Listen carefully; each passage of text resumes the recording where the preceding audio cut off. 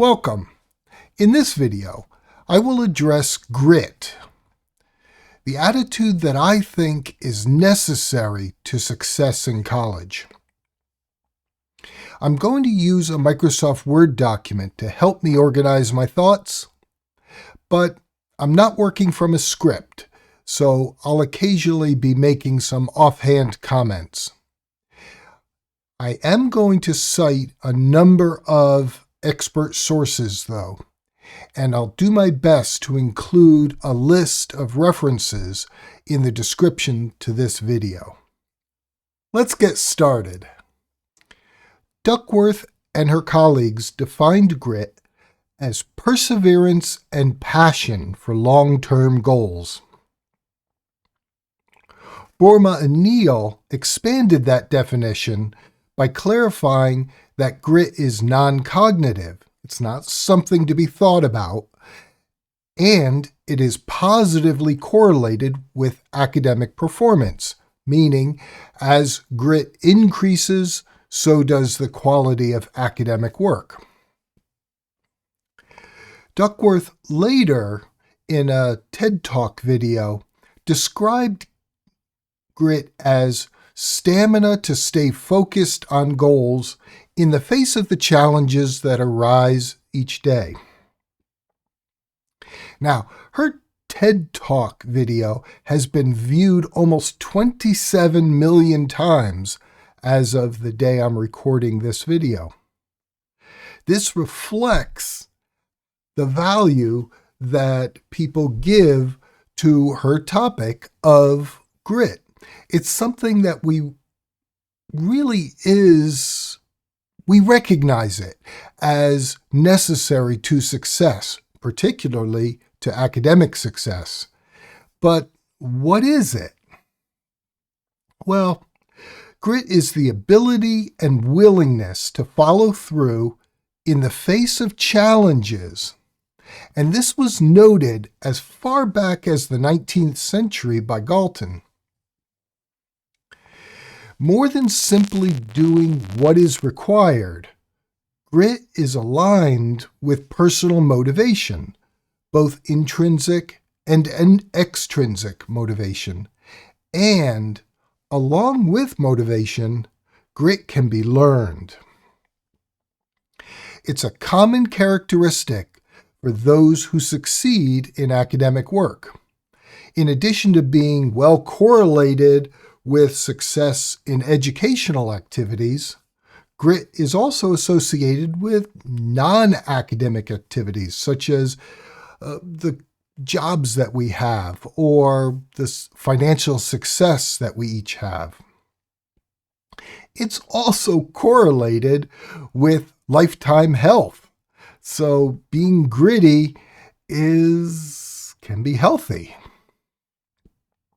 Grit allows students, in particular, to pursue extrinsic satisfactions in pursuit of external rewards and to pursue internal satisfactions that come from completing tasks that are enjoyable and are rewarding just in and of themselves. I'll talk more about the intrinsic, extrinsic elements in just a moment. Why do I focus on grit? Well, grit is the ability and the willingness to pursue long-term goals, such as a multi-year college degree.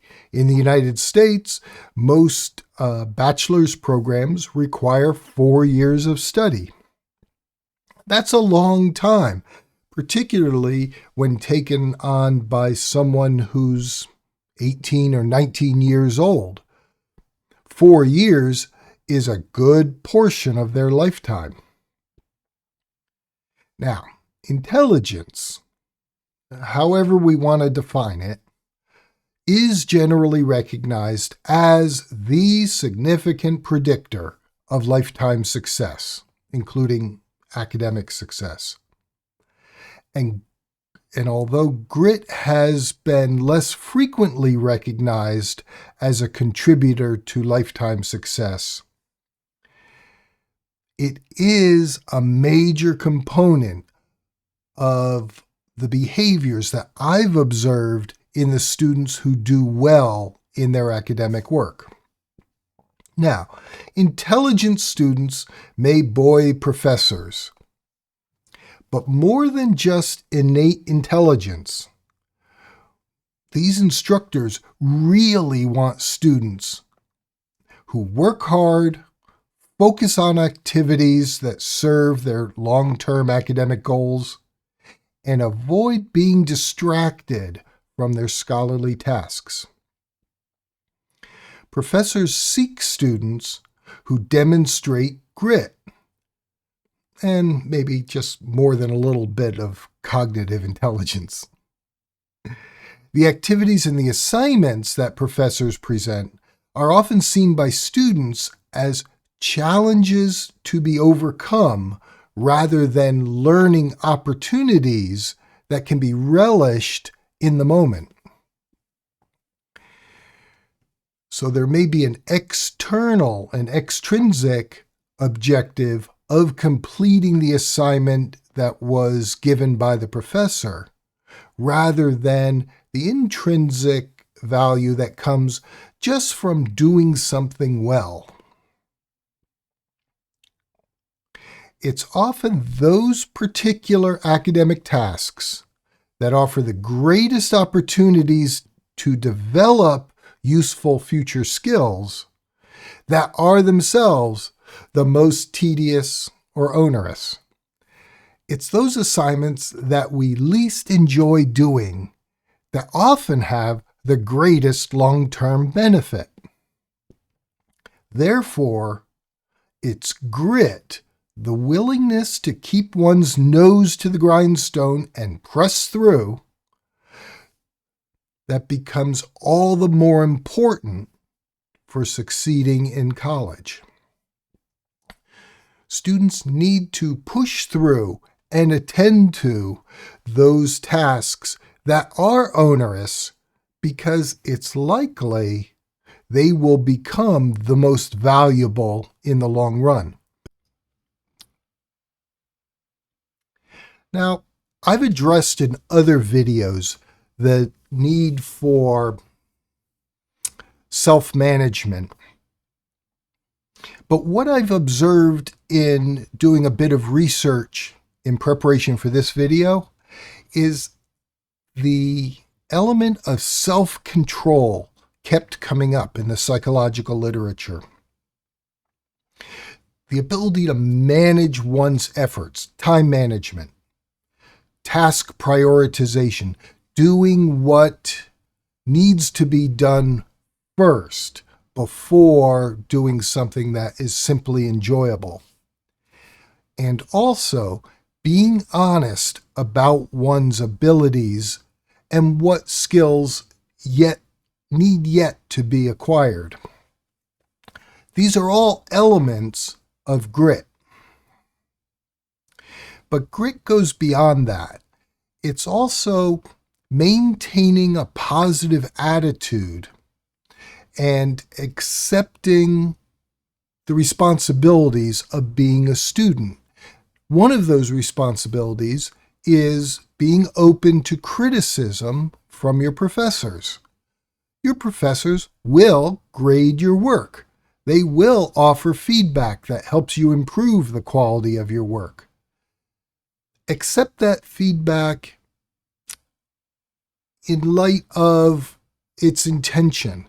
It's not meant to put you down or to show you only what your mistakes are, but to point out opportunities to improve the quality of your work. Gritty students also keep a positive attitude when faced with personal and external pressures. Stuff happens while you're away at college.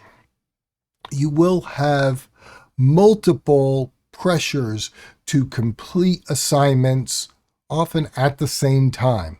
Each week you will have multiple activities to do. Can you attend to those duties and still maintain a positive attitude, recognizing that those responsibilities serve the long-term goal of being graduated, of completing your academic program. Gritty students are able to maintain that positive attitude. Now, when it comes to frustration, being tolerant of the frustration, the emotion that comes with having to deal with multiple commitments at the same time, I recommend seeking to find, and I know this is going to sound airy-fairy, but to seek to find some degree of happiness in completing the activities as you are doing the activities. Enjoy the process of doing the activity rather than just having the attitude of, this is something I've got to get done. Go ahead, enjoy the process. See what you can learn through the process of taking on the assignment and doing it to the best of your ability. I said that I would address extrinsic and intrinsic motivations. So, regardless of whether you seek the accolades that come with academic success, or you're motivated simply by knowing you did your honest best in the courses that you attended, regardless of what other people's opinions of your work are, you can demonstrate your grit. Maintaining a positive outlook toward those courses that are not your cup of tea can be a good demonstration of your grit.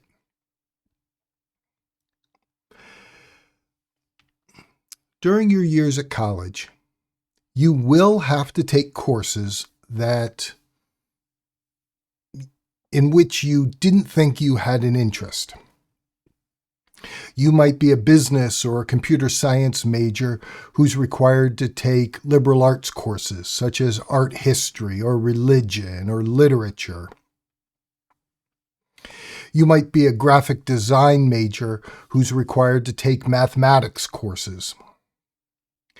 Being gritty can be demonstrated by seeking to find value in those courses that aren't within your particular area of interest. Can you become, at least for a semester, interested in the material of those courses and seek to find value that you can either apply to your preferred skills or just file away for later use as an adult? I've observed thousands of students who've learned to practice skills that in the beginning they didn't think were going to be interesting, but actually turned out to be useful later in their academic careers. And in some cases, I've kept in touch with students years after graduation, and they've come back to tell me that it was those courses that they took outside of their major that had the greatest impact, the greatest effect on their career development. For example, I'll talk about my older daughter. Those philosophy courses have come to be, or how do I say this? In those courses, she learned material that has made her a much more interesting dinner party guest. Who would have thought? Go to college and take a few classes in philosophy and get invited to parties years later. Now, it may not be fun to study those courses that are outside of your area of interest. But can you find value in the material that's in those courses? Whatever discipline you choose for your major, you're going to need to put forward concerted effort to focus on learning material that's required by your degree program, even though it's not within the domain of knowledge required by your major. For example, a business student must also take liberal arts courses. The graphic design student must also take mathematics courses.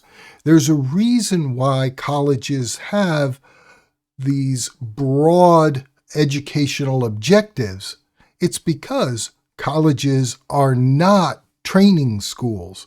We are not simply preparing students to do a skill or a set of skills. We are preparing students to be able to think broadly and to apply their knowledge to a diverse world. I'm preparing the students that I meet while I may be teaching. This coming semester I'm going to be teaching both a world culture course and business writing courses. In those courses, I'll be teaching the students skills other than are required within the particular course.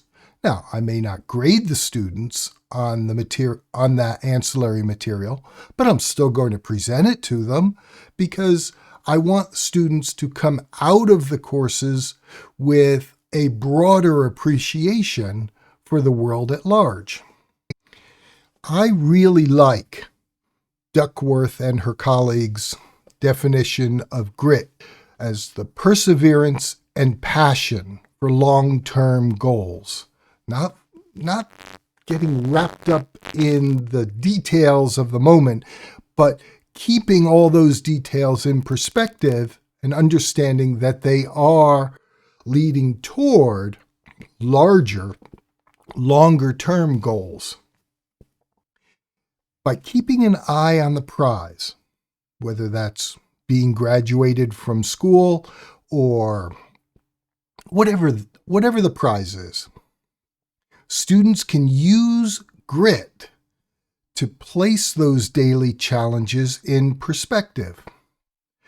The work that's going to be required in your academic program is in the service of lifelong success. We want students who are graduated from our academic programs to be successful in life.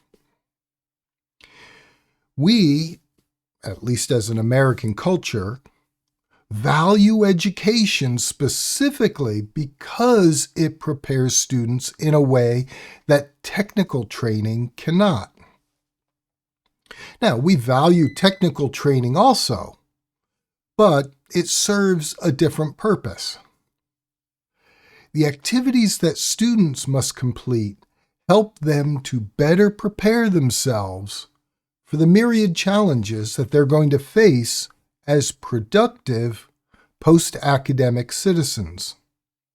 And being gritty means keeping your attention focused on that long-term goal and working through the challenges that come up day by day. And remember that each step that we take moves us closer to reaching the long-term goal. I hope you find this topic of grit to be interesting. I encourage you to watch Angela Duckworth's TEDTalks video. It's very engaging. I'm preparing for an upcoming semester right now. And as I'm thinking, how can I lay forth responsibilities to my students who, after 3 years of a coronavirus pandemic, really have had their educational lives turned upside down.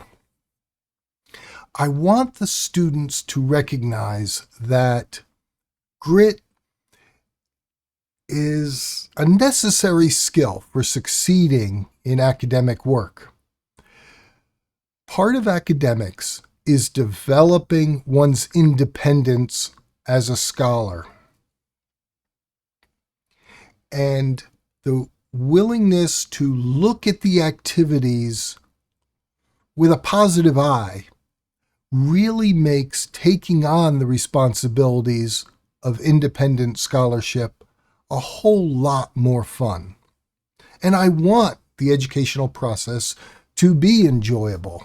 I've been one to say for many years, I've been telling students, education is not about work.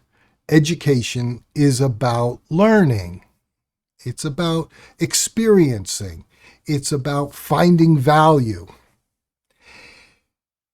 And a big portion of grit is in maintaining the positive attitude toward one's responsibilities.